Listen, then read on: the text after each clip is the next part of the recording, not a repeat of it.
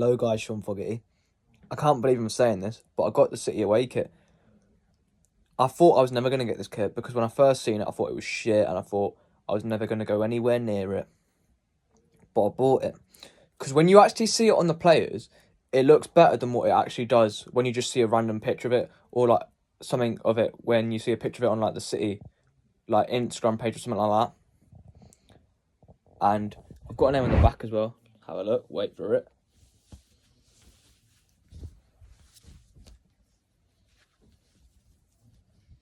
Number 5, John Stones.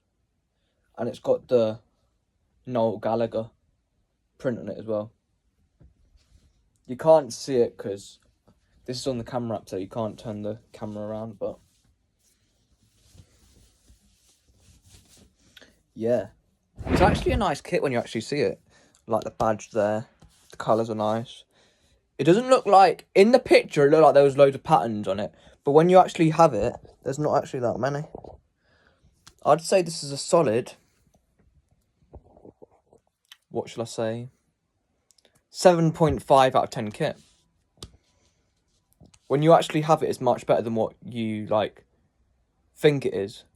Because if you just saw this on like eBay or like Sports Direct, like on a website or something like that, you'd think it's shit because it looks like it's a horrible colour.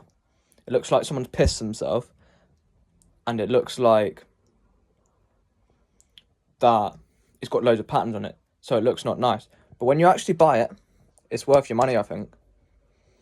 It's not our best kit out there, but it's actually decent when you actually have it. And I'm actually happy with it. Because I love John Stones. As some of you may know, if you're new to the channel, you might not. He's my favourite player. World-class John Stones.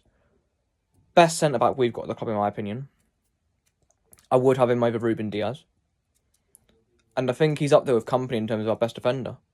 It's just that he's not fit a lot of the time. That's why he's either on the bench a lot of the time, because we don't know what games to play him in case he gets injured. And if he's not on the bench, he's injured. So we need to get John Stones back into 22, 23 John Stones. And he was good the season before that as well, 21, 22. I remember him being quite crucial in the title winning season that year. And I remember him playing really well against Atletico Madrid in the 0-0 draw against them in the quarterfinals, where we won the game 1-0 at the Etihad, drew 0-0 away, and then got through. I just think John Stones is so good. He's so underrated as well. He don't get the plaudits, that like a Saliba gets, a Van Dijk gets, or Ruben Diaz gets, because he's not like that like defender that puts like loads of blocks in. He's like a defender that's more of a like player that's good on the ball, and he's a good passer, and he's good at putting like tackles in without having to like slid into the ground, where people like just want like blocks and stuff like that and like sliding tackles from defenders.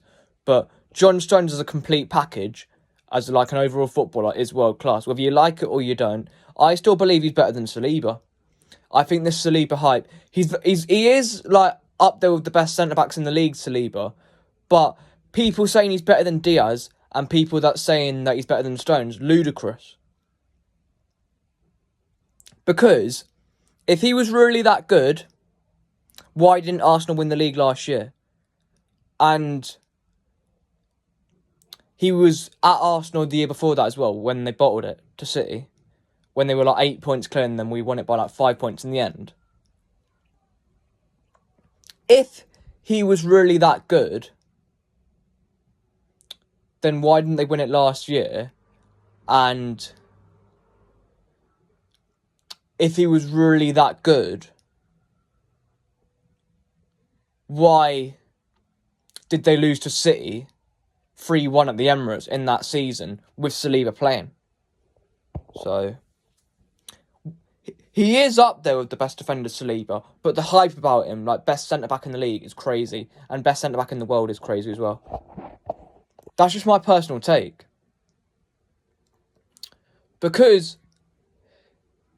he is, like,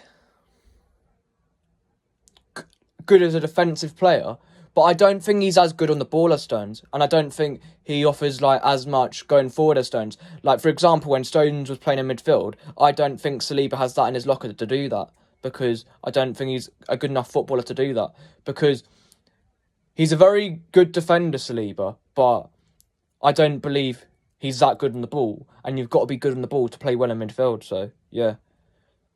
Anyway, that's the end of the video. It's a boring international break this week. England against Ireland tomorrow. I'm from both countries, so I have no idea who I'm supporting. But all I want to see tomorrow from England and Ireland is a great game of football with loads of goals, and not one of those ones where you come out of it saying that that's 90 minutes of your life that you're never going to get back because it was boring as fuck.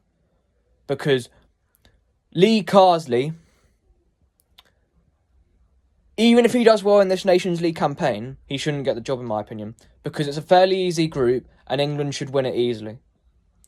But the FA, if he does well in this Nations League, they're going to give it to him, because he's English and there's no real English managers available out there, because Howe's at Newcastle, and I don't think they'd go in for Potter after what happened with him and Chelsea.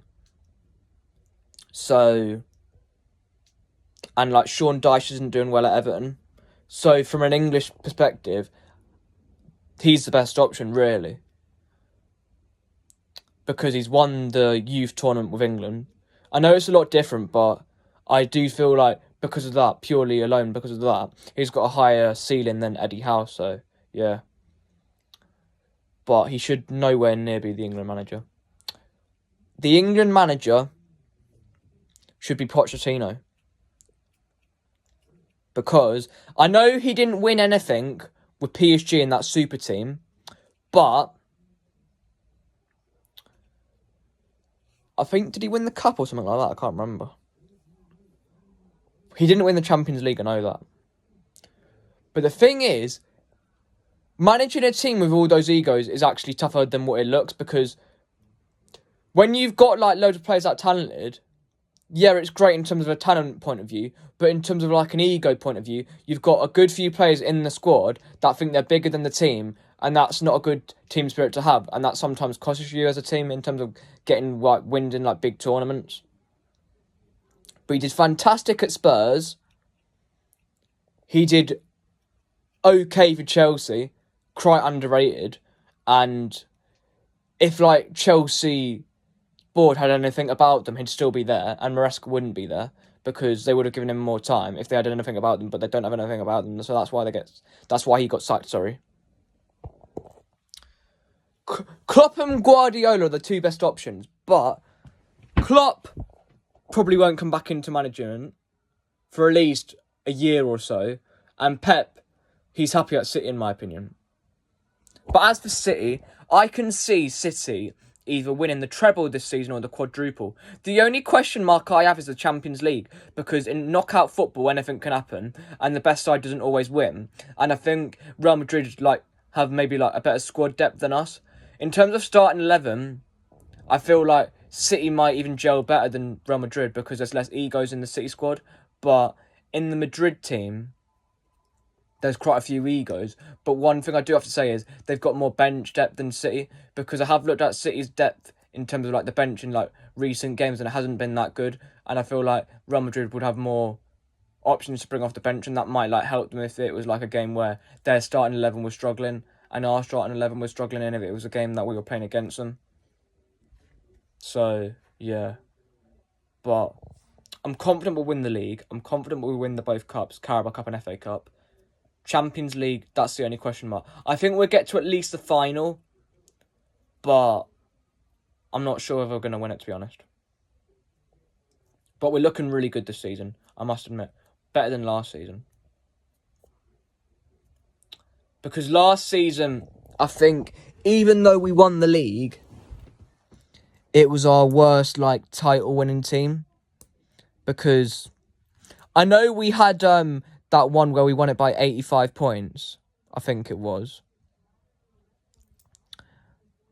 And I think in the treble year, we won it by 89 points. So we didn't get over 90 points in that season either.